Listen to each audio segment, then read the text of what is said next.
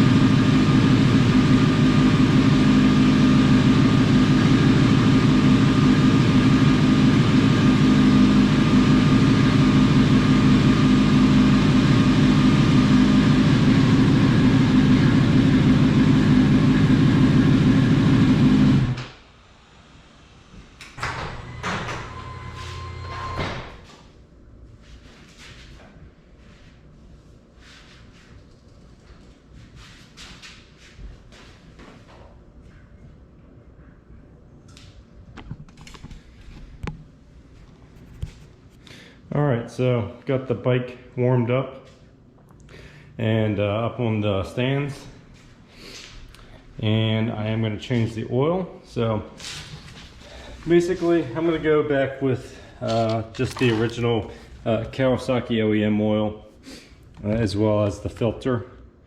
Next time I might switch it up to something different, but I got a new washer, and then also I got a new drain plug because the one that's currently on the bike is pretty messed up, so figured I'd go ahead and swap that out. So let me go ahead and get set up here. We'll drain the oil, get the oil filter off, and then add the oil filter back on and the new drain bolt and washer, and then fill it up with oil. And then also I'm going to go ahead and Velcro down the quick shifter module, just so it doesn't bounce around, rattle around. So yeah, let's get started. Alright, so the drain bolt on this bike is right here. It is a 17 millimeter, and then the oil filter is on the left hand side of this bike. So let's take a look at it. Alright, here's the oil filter. I've seen a couple tricks where you put a cup over it and have a cut out of the top of the cup, and it allows you to get your fingers in there and slowly loosen up the oil filter to avoid getting oil everywhere. But I don't think it's gonna work for my situation. I have a coolant pipe in the way, and I have to take this plastic off as well, so I guess I'm just going to make a mess and clean it up. So let's go ahead and get the oil pan underneath the bike and loosen the screw and get this oil draining and check to see what it looks like.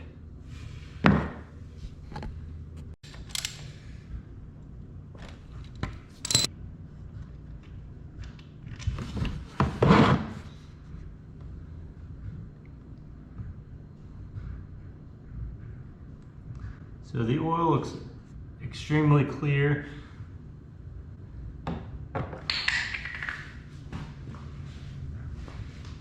I did put new oil in the bike whenever I put this engine in, and it only has about 500 miles on it. But the used engine had about 10,000 miles on the engine itself, so I wanted to basically put fresh oil in at that time, run the bike for a bit, and then basically swap it out with some new oil just to see what it looked like. In addition, it is winter time, so the bike's going to set some, not get run a whole lot, so I wanted to go ahead and get that oil swapped out. All right, next step is going to be to go ahead and loosen this oil filter. Hopefully it's not extremely stuck on there. As you can see, I'm having to resort to my least favorite method, which is smash a hole into the oil filter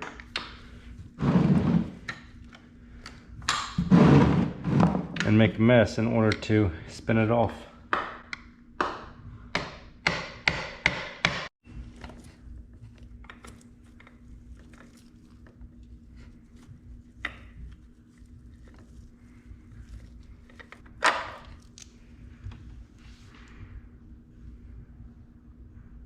Alright, gonna let that drain for a while.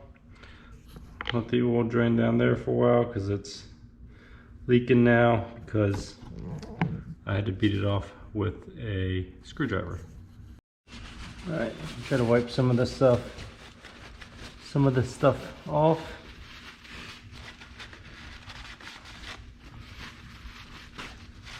I hope the next bike that I get has a better location for the oil filter, but that's all right. Wipe after you get everything wiped off. It's fine. Just makes a mess in the process. I'm gonna go ahead and wipe the surface where the oil filter gasket will made up to the bike. Go ahead and open my oil filter.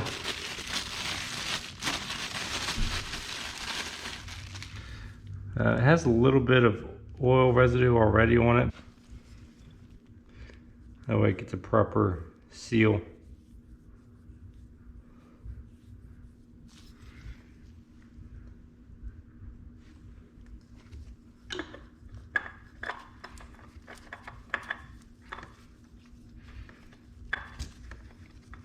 And there's a tool you can buy to take the oil filters off. I just didn't feel like spending the money. From Kawasaki, I think it was like 55 bucks. So we'll see. Maybe eventually I'll spend the money. And before I put it on, I confirmed that the old O-ring was off the oil filter. So as you saw, it was just bare metal. And then the new oil filter did have the gasket. So we're good there. It's hand tightened, which is good enough for me. I'm going to do a little bit more cleaning and then throw the drain pan bolt in. Alright, so I lowered the front stand so the oil pan would be angled downward to drain any additional oil out of the pan. Yeah, it stopped dripping, so I'm going to go ahead and raise it back up. That way it's level whenever I'm adding oil to the system so that I get a good reading through the oil filter glass on the engine case. All right, I got the new washer and the new drain bolts. And it's supposed to be torqued down to 21 foot-pounds according to the manual.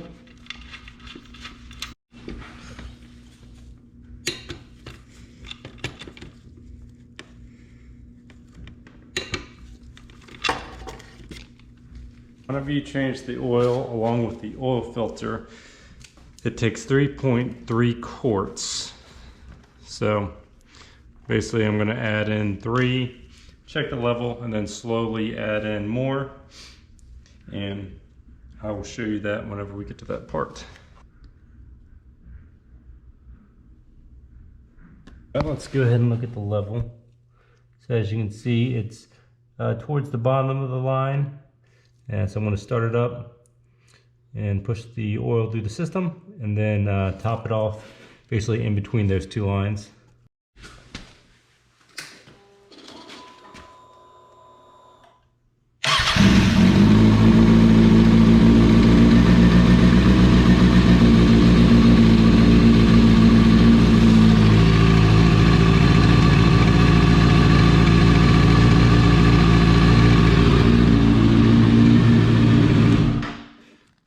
first started it up. Right now the oil light's blinking, but that's just because it's not started, but the power's on. When I first started it up, the oil light was blinking, but basically once it built up pressure and also had enough oil in the system, the light went out until I turned the bike off. So now I will get the level in between the two marks.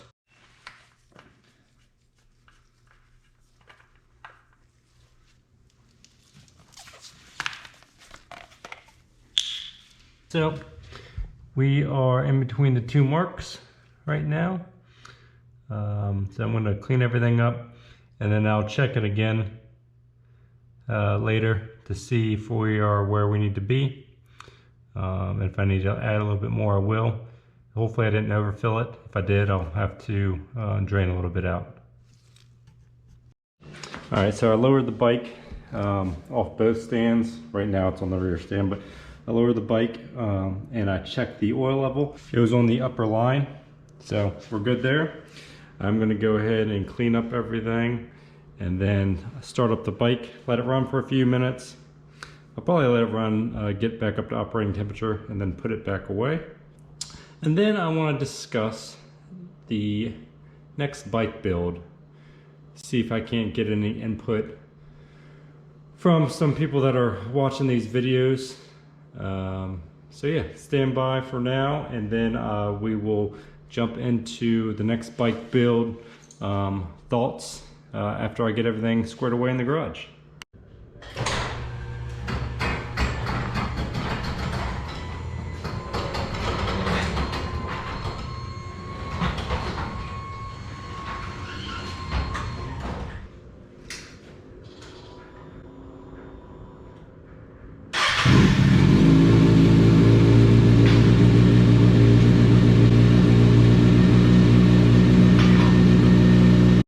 Alright, the other thing I was going to do today after the oil change, which oil change is complete.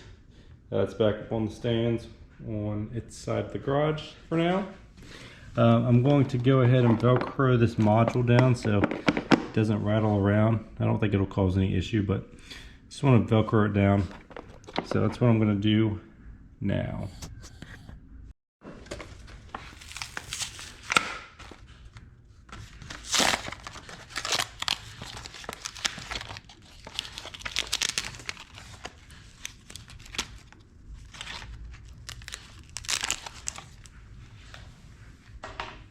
I'm going to wipe down the base of this with alcohol, and then where I'm going to be putting the Velcro,